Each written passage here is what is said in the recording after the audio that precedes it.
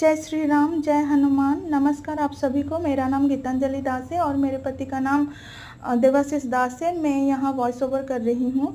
घर की शांति के बारे में कुछ कहना चाहती हूँ। हाँ, घर की यही कहानी है, तो मैं उसके बारे में कुछ कहना चाहती हूँ।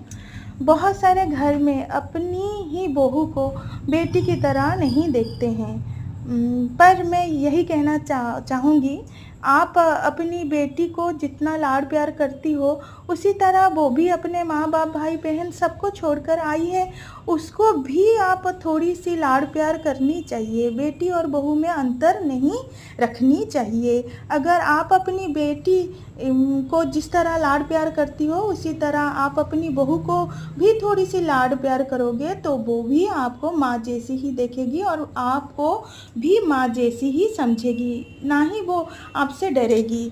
और एक बात, जैसे सास अपनी दामाद को लाड प्यार करती है उसी तरह अपनी बहू को भी लाड प्यार करनी चाहिए। बात बात पर ताना मारना और पीहर और मायके को नीचा दिखाना, खरी खोटी सुनाना बंद करिए। बहू भी बेटी की तरह होती है। अगर आप थोड़ी सी इज्जत और थोड़ी सी लाड प्यार उसे भी कर दोगे तो इसमें कोई भी पैसा खर्च नहीं होता है। उल्टा आपके घर में शांति बनी रहेगी, घर में धन की कभी कमी नहीं होगी।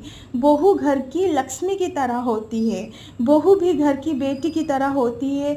उसे अगर बेटी की तरह देखोगे तो वो भी आपको अपनी माँ जैसी ही देखेगी और समझेगी। ननद के बारे में दो शब्द कहना चाहती हूँ। भाभी भी माँ समान और बहन जैसी ही होती है, ननद भी बहन जैसी ही होती है।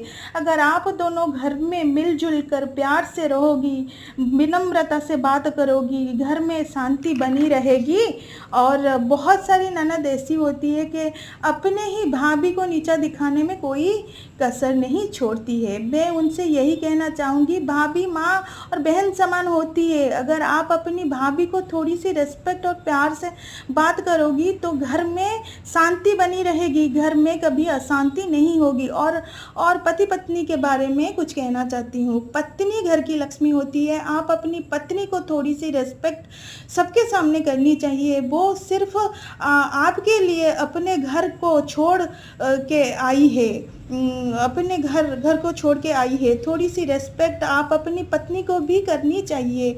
अगर आप अपनी पत्नी को रिस्पेक्ट सबके सामने करोगे, घर में सभी उसकी रिस्पेक्ट करेंगे, घर में शांति बनी रहेगी, ना ही झगड़ा होगा। घर में अगर शांति बनी रहेगी तो कभी घर में दरिद्रता नहीं